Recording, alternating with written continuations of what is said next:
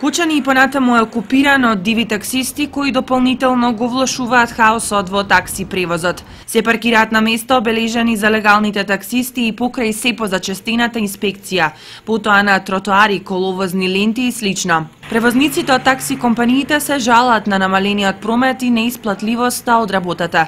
Тие велат дека досега се издадени само 100 лиценци наспроти големиот број на диви превозници од Кучанско-Виничкиот регион. Наместо да го казнат ваквото незаконско работење, инспекторите постојано ги малтретираат лиценцираните превозници, додаваат тие. Има колку ти души сака. Инспекторите самите знаат, ама трчат само по нас. Секој ден не малтретираат, така да секој ден реагираме, а ништо фајда нема тоа. И си ја вршат работа и на очи пред инспектори и крај на крај ништо. Џабе му кажуваш. Тај не било обележен, можел да вози, а тие што не се обележените може да возат. Секој сака да искара 5 динара пари, али треба тој инспектори сами да си решаваат работа. Не е тоа до нас. Справуваате се конкуренцијата? Па мислам дека треба сите да плаќат. Ако некад да плаќат, не е убаво, кај што ние губиме од тоа. И се намалува ли прометот? Па да, намалува се. Па има.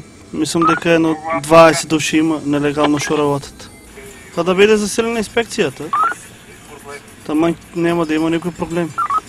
Дивите таксисти се лесно препознатливи, немаат ознаки, возат стари и струшени автомобили, а најчесто ги има за сообраќање кон соседна Виница и останатите населени места. Тие чекаат на постојките кај автобуската станица.